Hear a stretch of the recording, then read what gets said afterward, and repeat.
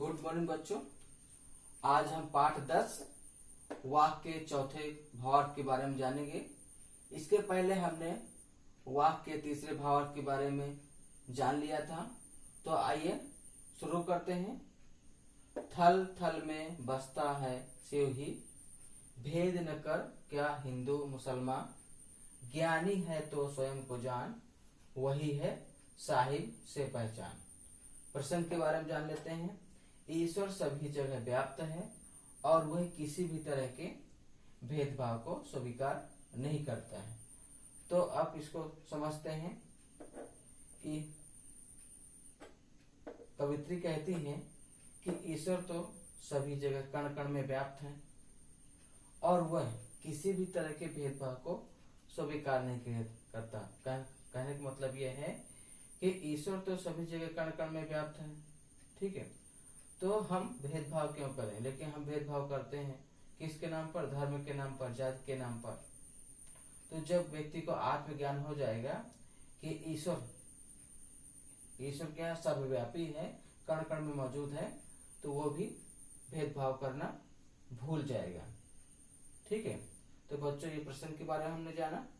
अब इसमें जो कठिन शब्द है उसके बारे में जान लेते हैं।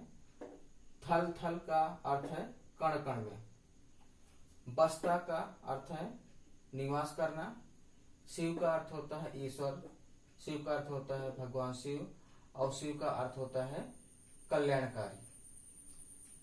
फिर इसके बाद भेद का अर्थ है अंतर करना, हिंदू का हिंदू, मुसलमान का मुसलमान। ज्ञानी का अर्थ होता है, ज्ञानी का अर्थ क्या होता है कि ज्ञानी वो व्यक्ति होता है जो सही और गलत के बारे में पहचान कर ले, ठीक है। और साहिब का अर्थ होता है ईश्वर, और पहचान का अर्थ होता है पहचानना, ठीक है। तो अब इसके भाव के बारे में जानते हैं।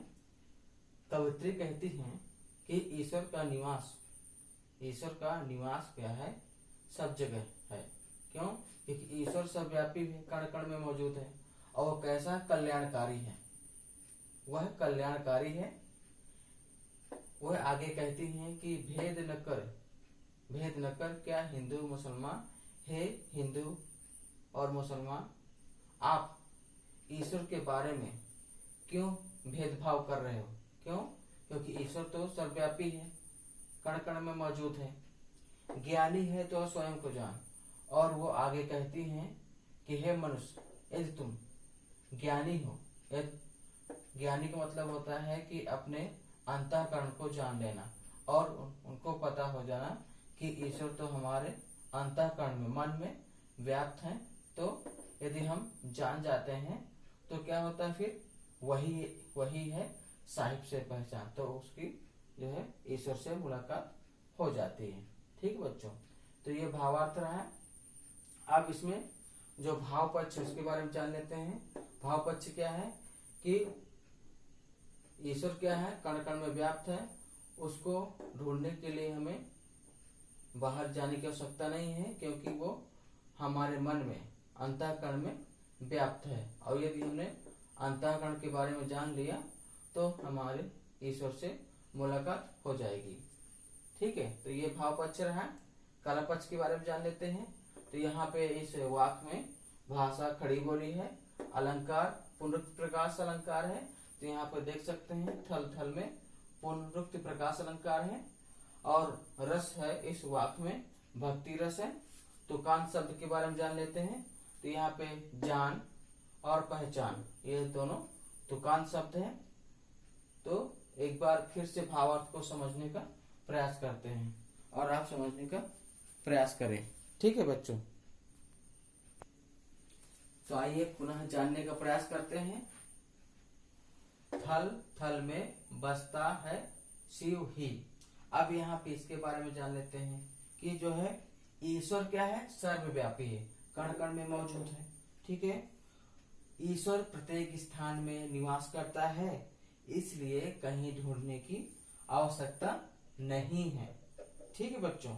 फिर कह रहे हैं भेद न कर क्या हिंदू मुसलमान। इसका आशय क्या है कि हमें हिंदू मुसलमानों में कोई भेदभाव नहीं करना चाहिए, ईश्वर को जानने के लिए, ईश्वर को जानने के लिए मनुष्य को अपने अंतःकरण, अंतःकरण का मतलब है मन को पवित्र और शुद्ध करके सच्चा आत्मज्ञान प्राप्त किया जा सकता है।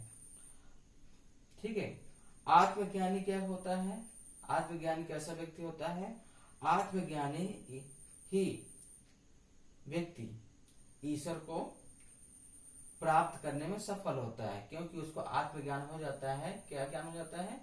कि ईश्वर तो मेरे अंतःकरण में, मन में, हृदय में मौजूद है, तो मैं उसको इधर उधर क्यों ढूंढते फिरता हूँ। अज्ञानी, फिर क्या? ज्ञानी है तो स्वयं को जान। अज्ञानी का आशय बता दिया था कि जो सही और गलत के बारे में पहचान कर लेता है वही ज्ञानी होता है, वही आत्मज्ञानी होता है। ठीक है बच्चों।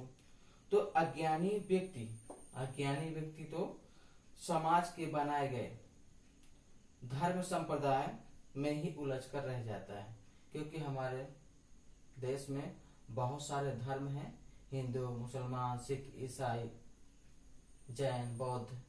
तो वो सब अपने अपने तरीके से ईश्वर को मानते हैं, अलग अलग ईश्वर को मानते हैं।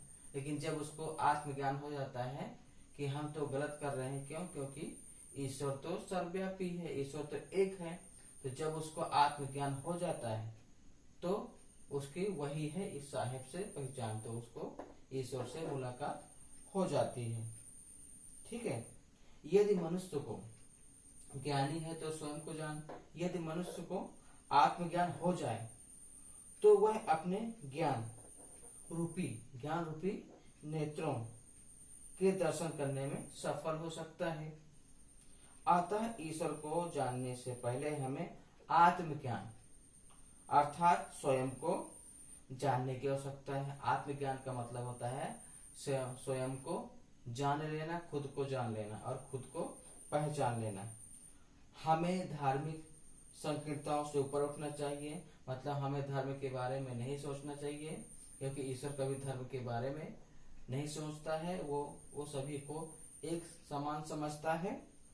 हिंदू मुसलमान सभी उसी ईश्वर की संतानें हैं, अतः हमें उनमें भेदभाव नहीं करना चाहिए।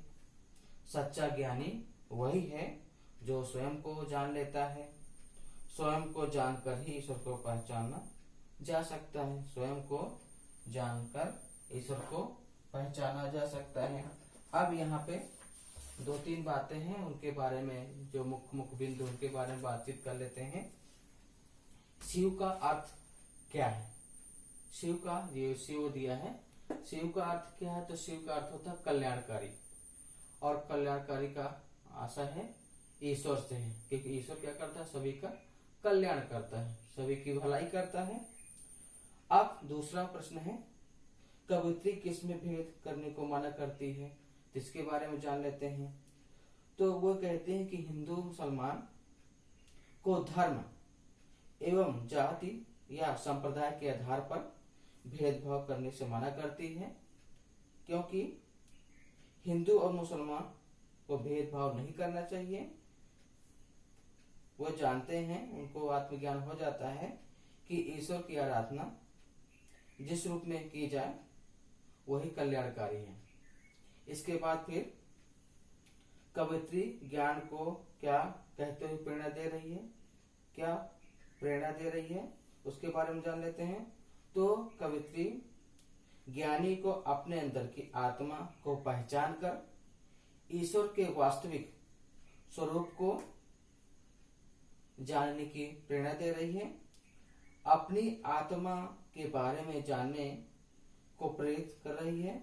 उसका मानना है कि ईश्वर की पहचान स्वयं को जानना अर्थात आत्मज्ञान है। ठीक बच्चों, अब फिर से और प्रश्न के बारे में जानते हैं। वे प्रभु को किस नाम से पुकारती हैं और क्यों? तो वह प्रभु को, ईश्वर को शिव के नाम से पुकारती हैं, क्योंकि वही सबका कल्याण करता है। इसके बाद शिव का निवास स्थान कहाँ है? तो शिव का निवास स्थान कण कण में है, हर जगह है। ईश्वर व्याप्त है। और अगला प्रश्न है, मनुष्य ईश्वर को पाने में सफल क्यों नहीं होता है, मतलब वो ईश्वर को प्राप्त क्यों नहीं कर पाता है। तो उसका कारण क्या है, मनुष्य ईश्वर को पाने में इसलिए सफल नहीं हो पा रहा है क्योंकि वह अपने स्वरूप को पहचान नहीं पा रहा है।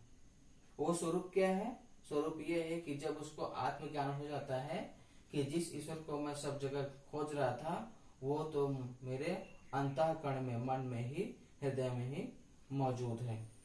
ठीक है, तो जब वह स्वयं को जान जाएगा तो ईश्वर का भी साक्षात्कार हो जाएगा। तो बच्चों, आज हमने वाक्य के चौथे भाव के बारे में जाना।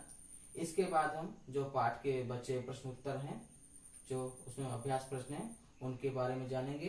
तो आज के लिए सिर्फ इतना ही।